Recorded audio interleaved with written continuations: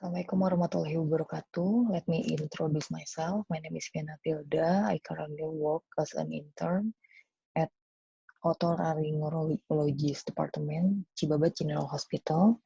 Today, I will presenting my case report with the title is Hearing Loss in Tuberculosis Relapse Patient with Streptomycin Treatment. A case report. The authors are me, Fiya Natilda, Dr. Yanti Rohmawati, ENT Specialist, Dr. Yudiawati Hayat, ENT Specialist, and Dr. Penny Wahyu Prastianingsih, ENT Specialist. First is introduction. Hearing ability is essential for human's life. Hearing loss can be affect to socializing, employment, self-esteem, general well-being. In the survey in the USA, hearing 36 people with hearing loss are unemployed. Cohen et al. Say that hearing loss can be negatively on social function, emotional state, and communication.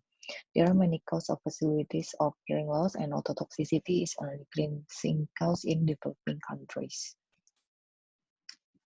Ototoxicity is a representing of the drugs. It can be lead to cochlear damage and vestibular injury. There are a group of the drugs that cause of ototoxicity: aminoglycoside, loop diuretics, macrolides, vancomycin, anti-inflammatory agents, antiseptics, chloramphenicol, cytotoxic agents. Aminoglycosides are the most common cause of ototoxicity. Streptomycin belongs to the class of aminoglycosides. Streptomycin widely used as part of TB relapse.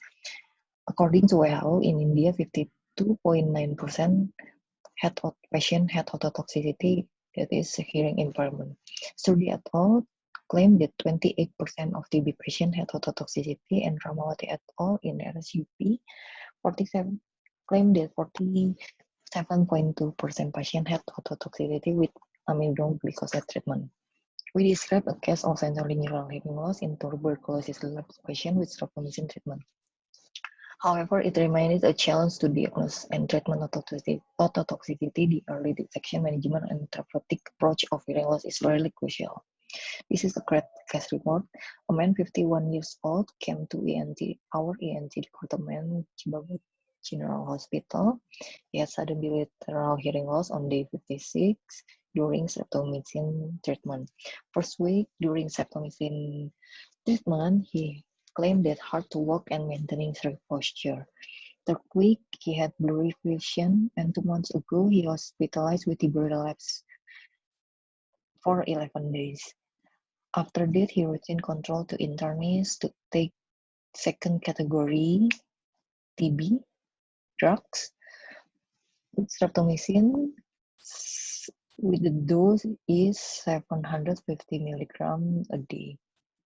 On 2018, he had TB pulmonar and completed 6 months of a TT first category. Physical examination, he was fully alert, normal hemodynamic, and otoscopy was normal. The table show that pure tone audiometry, and it show bilateral sensory neural hearing loss. The treatment of this patient is observation, and hearing aid will be required if it needed. And streptomycin was stopped.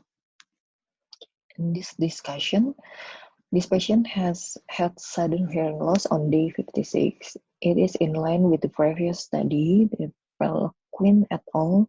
Claimed that ototoxicity with aminoglycoside treatment had in 32 patients, and 17 patients occur more than 8 weeks. According to WHO, a hospital in India, among 51 patients treated with streptomycin, and 52.9% had hearing impairment. Harris et al. On 2012 claimed that 57% patients developed hearing loss, and 85% had acquired MDR-TB received streptomycin.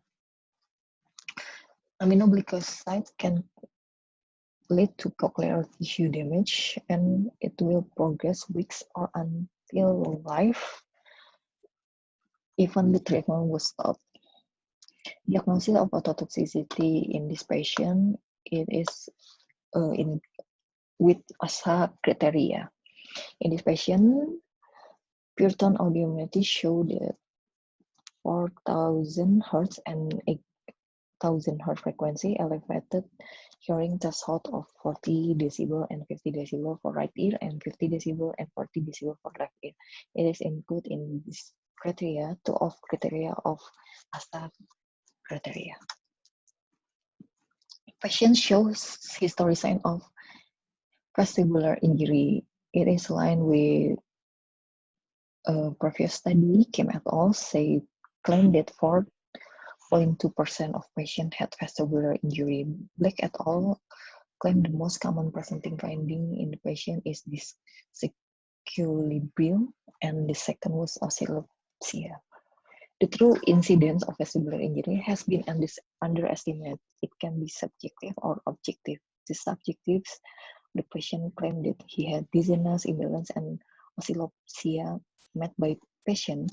And objective, it can use ENG rotational chair sacrocollic testing, vestibular evoke potential, and computerized dynamic posturography. In this patient was no longer had vestibular injury sign when came to our ENC department, so we will not take further examination of vestibular injury sign and symptom. Production of oxidate pathomechanism of this patient is aminoglycoside production of oxidative free radicals, and it can lead to apoptosis the outer head cell, start from basal to the apex. That's why in this patient it starts from higher frequency to lower frequency, and it can lead to cochlear damage, result in auditory dysfunction. And the damage starts at the top of the crista and the cellular regions of the maculae on vestibular regions, and damage the hair one earlier than type hair 2 cell. Type 1 and 2 hair cell distinct roles in encoding head movements. This patient is under observation and hearing aids will be considered if required. There is no clear gold standard protocol of monitoring of ototoxicity. In general practice, like in this patient, pure tone audiometry, it was used.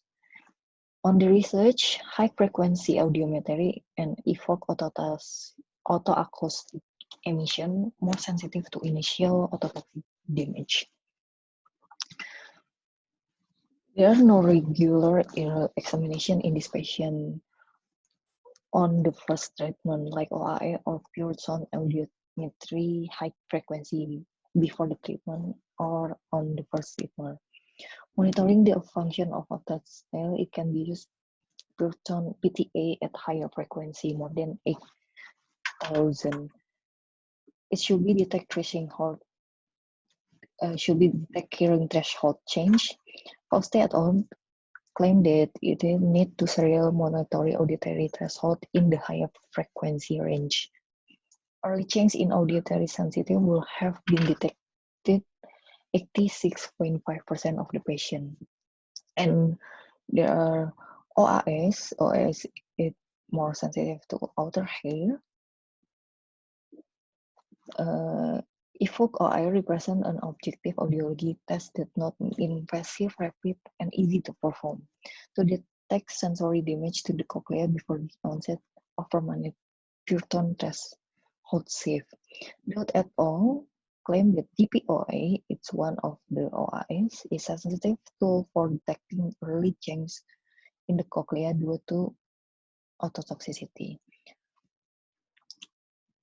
Early mechanism of ototoxicity is still reversible of hearing loss, and early detection and stop drugs early, it can be prevent permanent hearing loss. So DOA is the first sensitivity and higher frequency PTI is needed to this patient, but in our hospital, we don't have any higher frequency or OI.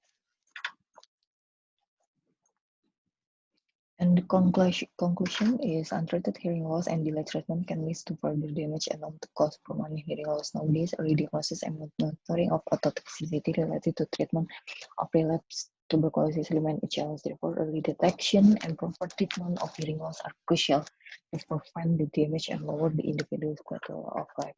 Thank you very much for your attention. See you again.